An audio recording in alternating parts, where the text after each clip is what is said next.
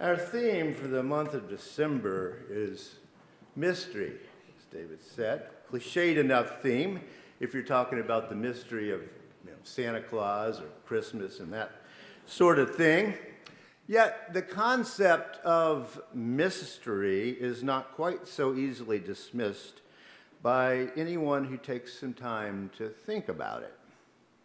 I contend that in any sort of foundational, theological, or philosophical sort of thinking, the first rule is you gotta have a theory of mystery.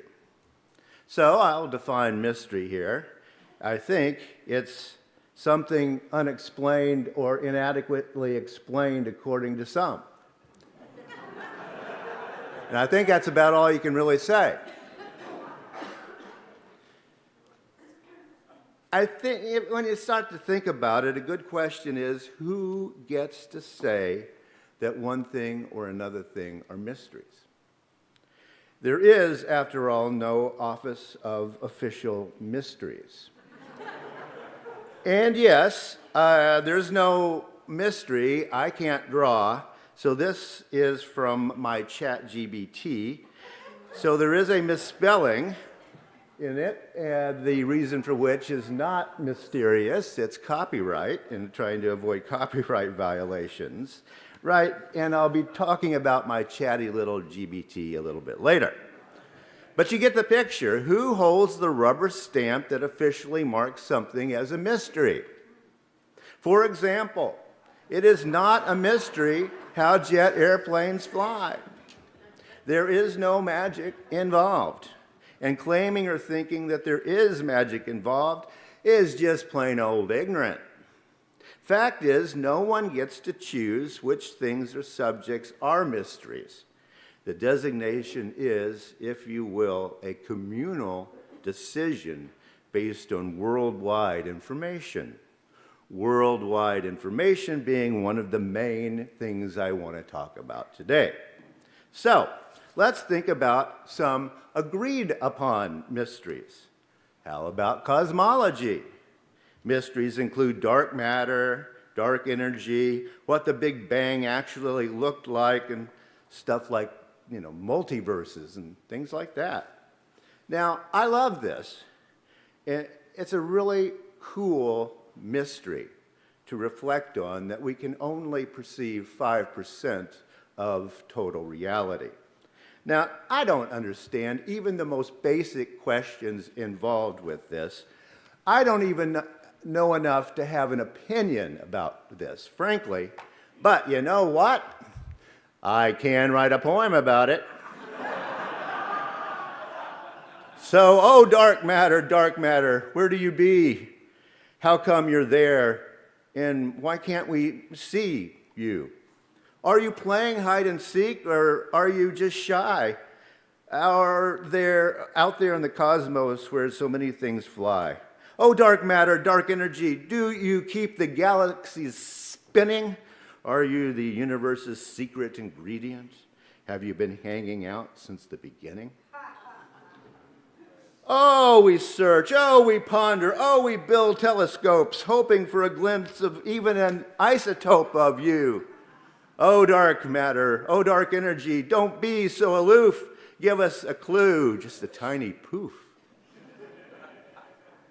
In other words, I won't be peering into any microscopes or telescopes or any other scopes for this cosmic mystery.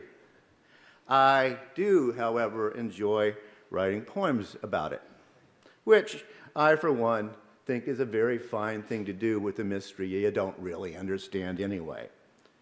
When we talk about the Greeks, or really more properly the Mediterranean world before the Common Era, the reason we remember that time period in the 300s to 500s before the Common Era is because those folks in the Mediterranean for the first time decided that they wanted to talk about stuff, material, the world, the cosmos, without reference to the supernatural. It seems to have been the first time people thought of that, aside from maybe a few Hindu sects. Now, let's face it, everything considered a mystery can be explained by referring to the supernatural. Why is the sky blue? It's easy if you get to tell a story. Oh yeah, that's the god so-and-so. You know, everybody knows that. With supernatural explanations, nothing has to be mysterious. But what about that natural world that people began to look at? There is where mystery arises. What is the true nature of time? Now, that's a mystery for you. It bringeth and it taketh away, as the King James Version of the Bible would tell us. Is there an arrow to it, or is maybe a boomerang a better metaphor for time and how we fail in the face of the clock's stern face? Let's look at the work of a more sophisticated poet than I am, Wallace Stevens. Now, in his poem Sunday Morning, he wants to think about this mystery of time. So, he says, is there no change of death in paradise? Does ripe fruit never fall? Or do the boughs hang always heavy in that perfect sky, unchanging, yet so like our perishing earth, with rivers like our own that seek for seas they never find? The same receding shores that never touch with inarticulate pang. Why set the pear upon those riverbanks, or spice the shores with odors of the plum? Alas, that they should wear our colors there, the silken weavings of our afternoons, and pick the strings of our insipid lutes. Death is the mother of beauty, mystical, within whose burning bosom we devise our earthly mothers waiting sleeplessly. In those closing lines, alas, that they should wear our colors there, the silken weavings of our afternoons, and pick the strings of our insipid lutes. Heaven, Wallace Stevens asked, is it really better than our earth? Is heaven only our earth frozen in time? What would that even mean, says the atheist Wallace Stevens. Can't our heavenly lutes be a bit better at playing music than the ones here on earth? And, of course, Wallace Stevens' most famous lines, death is the mother of beauty. Why? Because, I just knocked some glass out there. Why? Because of time and change. Death is the mother of beauty because of time and change and how we face those. The thought is actually more complex just a little bit, though. He says, death is the mother of beauty, mystical, within whose burning bosom we devise our earthly mothers waiting sleeplessly. Stevens is saying, I think, that death is the very essence of living. If you aren't destined to die, you can't be alive. Do the boughs hang always heavy in that perfect sky, unchanging, yet so like our perishing earth? The answer that Stevens offers is that eternity, timelessness, is not a gift at all. Now, did he know that for sure? Or was it a mystery to Mr. Stevens and to you and me? Well, yeah, it's a mystery to us all. Easy answer, time was a mystery to Wallace Stevens, but he made the choice to work with it in his poetry. Now, I decided to take a less dramatic shot at the subject and decided to write a parody country song. Why did I decide that? Inspiration, right? So, I wrote 2 lines. Times arrow, it's going to hit you in the butt and have you dancing backwards in a temporal rut. Now, I wrote the first 2 of those lines, and it's exactly like the great poetic trope, at my back I always hear time's winged chariot hurrying near, except mine's a little more folky than that. It's going to hit you in the butt. Anyway, I put those 2 lines into my ChatGPT, and I told it I was writing a parody country song, and respond, and my good buddy Chatty the GBT said, and have you dancing backwards in a temporal rut. It invented that particular bit. Now, where did it come up with that? Right? Well, all this is a mystery to me, by the way. And so I went on with the parody country song, time zero, it's going to hit you in the butt and have you dancing backwards in a temporal rut. Time zero, spinning round and round. Yesterday's done tomorrow, but today can't be found. Well, okay, it ain't that good. But you get the idea. Dave Lessler and I you could do the washboard with that, and we could do a country song, right? We could handle that. Thankfully, for me anyway, as a poet, mysteries just don't stop, do they? We can just keep working on things. What is human consciousness? Will artificial intelligence take over from flesh and blood poets? The prophet is already not a motive anyway. I mean, I gotta admit that my chat generative pre-trained transformer, I looked it up. The machine won't tell you that, did you? Unless you try to fool it. Chat generative pre-trained transformer, which is what GBT means in this context apparently, does not know my hillbilly dialect. So there you go. But it does have a pretty good, almost wicked sense of humor, I think. So there are mysteries everywhere. But are we scared? Or do we have some good fun with this? Anthropology, astronomy, astrophysics, physics, psychology, medicine, law, philosophy, mathematics. There's mysteries for everybody. We've got plenty of them. And for we artist types who don't get into scopes, well, we've got cuisine and we've got music, we've got zines, poems, dance, art, and all sorts of things to do because mystery is quite beautiful. So I typed this a good into my chatty GBT, and I ask it to write a verse. So here we go. We are curious creatures, and snoopy ones too. Strange, awkward primates, often without a clue, yet we put pen or brush to a mysterious space, and out comes beauty and grace. And you know the weird thing about this poem that I typed in? ChatGPT failed me. It came up with this kind of rhymed doggerel. So, oh well, that's mysterious too. Sometimes it fails. But let's think about all of this for a moment. If my contention is correct, mystery and curiosity are driving forces in the arts and the sciences, and honestly, in just about everything we human beings do. But here's the thing. The mystery of dark matter is interesting, but remote for most of us. It's an academic thought. But what about mysteries that we do not understand, but we have to live with anyway? Questions such as, is there a self? Is there an authentic self? What does authentic even mean? Because, as a matter of fact, authenticity is Merriam-Webster's 2023 word of the year. Lots of people are thinking about what authenticity means, and there are lots of opinions going on nowadays with AI all around us. The mystery has become how to tell if something is real.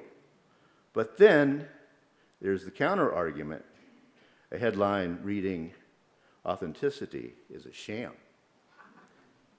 Authenticity is a sham? That's harsh. So I decided to go to my mysterious chatty buddy GBT to talk about this question. And I typed a start to a poem. Give me the next two lines. And I wrote, am I authentic or merely real? I don't know what that means, but sure, says my chat GBT. Here's a continuation of your poem. Am I authentic or merely real? Is this existence mine to feel or just a role I unconsciously steal? Now, it wrote those 4 lines. Okay, that's weird.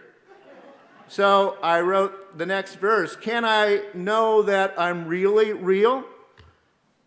To which the response is absolutely. Here's the next verse of your poem. Can I know that I'm really real, or is certainty just an ideal in a world constantly on the surreal reel?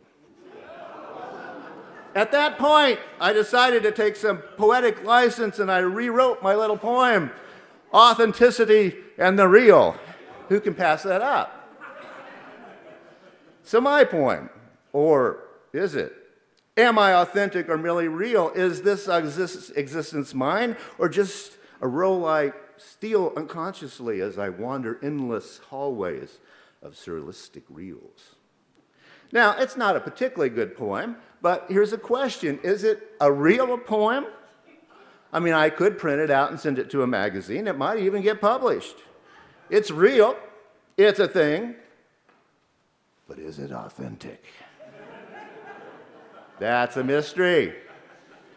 You have perhaps anticipated my next move. I asked the real GBT what authentic means.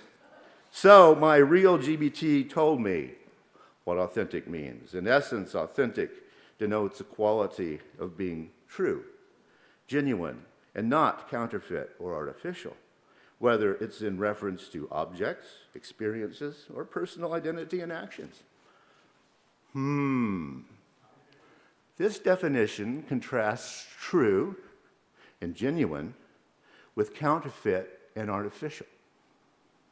Is my poem written with my writing buddy Chatty GBT counterfeit or artificial? So I typed this.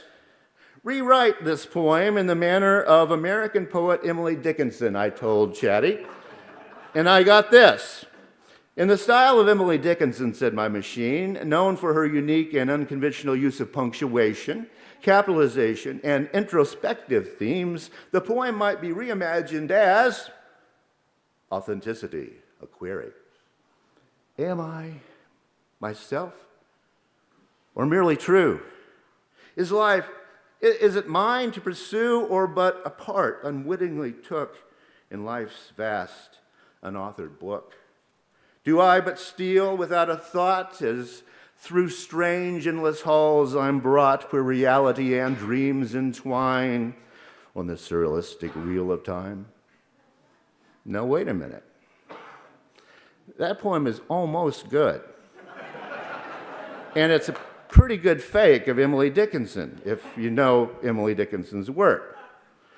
Okay, now I couldn't leave this alone, so I had to turn it back into a contemporary-looking poem, so I rewrote the whole thing myself, the authentic me, and here's what I came up with. Authenticity, query. Am I myself or merely true? This life, is it mine or but an unwitting part in life's vast, unauthored book? Do I only steal without thought, wandering endless halls where reality and dreams entwine on this surrealistic reel of time? Not great, not bad, it's a first draft. But is it real? Is it partially real? Is it kind of fake or all fake? It's a mystery to me, anyway. And I think each of us are going to have to decide for ourselves while we're going to deal with this one. I, for one, enjoy the fact that I can do this with my laptop computer. It's pretty cool. For me, anyway, recent developments in AI bring us closer to the dream of a free flow of information. The fluidity of information, if you will, strengthens our ability to share our free thought with the world that needs free thought today. But is it authentic? That remains an immediate and pressing mystery for us all. Is any of the poetry I've discussed today, besides Wallace Stevens, really, really real? And what was the great mystery of the self that I was talking about? I want to look at a quote from the great priest and author Thomas Merton, who died in 1968. He once wrote, "In an age where there is much talk about being yourself, I reserve to myself the right to forget about being myself, since, in any case, there is very little chance of me being anybody else. Rather, it seems to me that when one is too intent on being himself, he runs the risk of impersonating a shadow." That's pretty smart when you stop and think about it. Think about the stories that go on in our culture that we listen to all the time. Moses. Okay, here, think about Moses for a moment. Moses spent 40 years in the desert in order to find himself, I guess, something. Jesus spent 40 days in the desert to find himself. 40 years, 40 days, okay? Now, I bet there's a guru out there right now I could find on YouTube who will promise me to find myself in 40 minutes.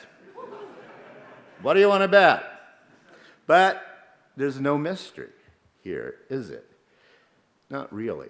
These are the stories in our culture that we tell ourselves, and we think they mean something. Moses spent 40 years in the desert to build a nation. That's what the good book tells us. Jesus spent 40 days in the desert to create himself. Now, I have to wonder, is the difference there a failure of ambition? But then again, the nation that Moses built and the worldwide conversion of humanity to Christianity, neither of those have worked out all that well, have they? Time is telling us there have been some confusions and mistakes. The 19th century writer Oscar Wilde called Jesus the first individualist. But we see where individualism has taken our culture. There's no mystery about that. The mystery's deeper. It's about finding personal meaning and purpose within the larger social and political worlds that we inhabit. That's where ourselves, if there is one, must be today. So I'll leave you with a mystery to ponder. It's one of my favorite quotes. It's by Wei Wu Wei, which is the pen name for the British Taoist Terence Gray. He wrote this: "Why are you unhappy? Because 99.9% of everything you think and of everything you do is for yourself. And there isn't one." Talk about a mystery.